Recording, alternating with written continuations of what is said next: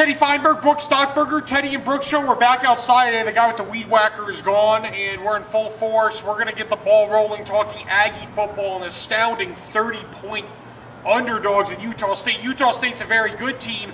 The Aggies are a very bad team. The 30-point spread, it really just emphasizes that. But my God, has Utah State ever been a 30-point favorite in football? I'm sure somewhere along the way they have been, but it's got to be very rare. I mean, NMSU historically has had trouble going into Logan and winning. It's a hard place to play, and Utah State's always very scrap iron up there, to use one of your phrases. Thank you, bro. But a 30-point dog in an in-conference game at this point, it just really shows the lack of respect NMSU is getting out there. Utah State's a classic example that, yes, the Aggies could be winners on the football field if they did it the right way. Utah State's put a lot of money into their program. They're very isolated, and they're very, very good. They just signed – I'm yelling. I just yelled it out. They just signed Gary Anderson, their head coach, to a giant contract extension, his second in as many years. They're giving his assistants a boatload, not a boatload, but they're giving them solid extensions. I know last year both their coordinators made over $150,000. Last year the Aggie offensive coordinator made $90,000. Their defensive coordinator made $70,000. Stop nickel and diming this poor football program. You can win if you put money into it. Utah State's a good example of that. They really have a very good team. They're going to challenge for a WAC title. You remember La Tech? I'm rambling as usual, Brook. Well, that's okay. It's the Boise State model. Whoever thought Boise State would be a national contender 10, 15 years ago? But you make the program attractive enough that you keep teams. I mean, NMSU, Utah State, those kind of schools are historically step stools.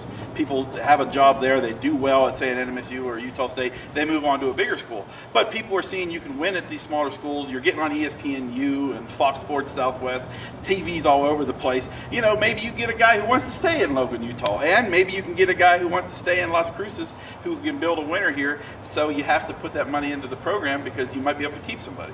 In college sports, you get what you pay for. Utah State's really built. So is all the other WAC schools, to be honest with you. Well, not all of them, but Utah State, Louisiana Tech, they're going to be playing for a championship. San Jose State's much better. These teams have improved, and the Aggies, for whatever reason, have just stagnated right where they are. But I do think the financial bottom line is important, and I definitely see a Utah State program that's really... They developed some resources, and they built towards really establishing a winner. Let's move on now. We talked enough about that game. Again, the Aggies are 30-point dogs. It's going to be very interesting. I do also want to say this. Utah State had 13 sacks last week against San Jose State. It's unbelievable. I do want to move on to high school football. Let's talk actually kind of a rare scrap iron undercard here at the Field of Dreams Friday night. Gadsden Oñate. Gadsden's 3-4, and this seems like a winnable game for Gadsden. They battled Mayfield last weekend. Oñate lost to Cruces. This is a toss-up football game. Yeah, it really is. This should be a very good game. It's a fight for third or fourth place, in the conference, in the division, however you want to say it, right?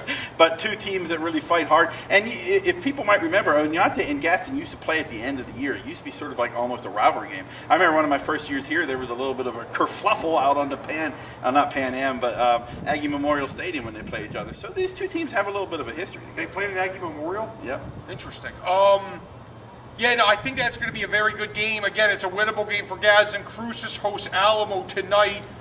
And when I say tonight, we film on Wednesday, but tonight is Thursday when the show airs. And then we also have Centennial at Socorro. Mayfield's on their bye. Mayfield doesn't look like the same football team. I mean, they are really slumping. Yeah, and you just sort of wonder what's going on there. And are they going to be able to get that momentum back here for the final push, the late push? Bottom line, teams need on-field leadership. It seems like it's lacking a bit for Mayfield. Folks, we got to go. We're getting the wrap-up sign. lcsun-news.com, Sun News Facebook, at Teddy Feinberg on Twitter, at B Stockburger on Twitter. Have a great day.